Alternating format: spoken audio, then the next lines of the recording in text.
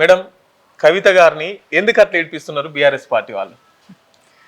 ఆమె BRS party నాయకులను నడిపిస్తోంది. మా బీఆర్ఎస్ పార్టీ స్థాపకులు కేసీఆర్ గారిని నడిపిస్తోంది. కన్న తండ్రి అనే విచక్షణ కూడా లేకుండా వారిని బాగా మనోవేదనకు గురి చేస్తూ ఉన్నారు. ఈరోజు నేను ఒకటే మాట మిమ్మల్ని అడగదలుచుకున్నా మీడియా ద్వారా, మరి దేని గురించి కంటతడి పెట్టారు అని అడుగుతాను. వాస్తవంగా వారు ఎమ్మెల్సీగా 4 నెలల క్రితం రిజైన్ చేశారు. రిజైన్ చేసిన తర్వాత వారు మనస్ఫూర్తిగా రిజైన్ చేసి ఉంటే, బీఆర్ఎస్ పార్టీ ఇచ్చిన ఎమ్మెల్సీ పార్టీ నాకు పదవి నాకు వద్దనుకొని రిజైన్ చేసి ఉంటే మళ్ళీ తను కౌన్సిల్కి రాకూడదు.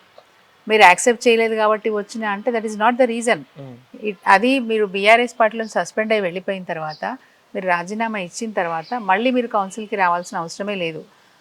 100% కంప్లీట్ డ్రామా.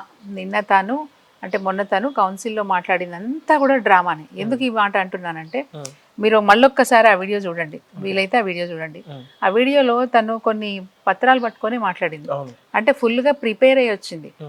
ఈ వేదిక ద్వారా నేను వినియోగించుకొని బీఆర్ఎస్ పార్టీని, కేసీఆర్ గారిని 4 మాటలనే ఉద్దేశంతోనే వచ్చింది.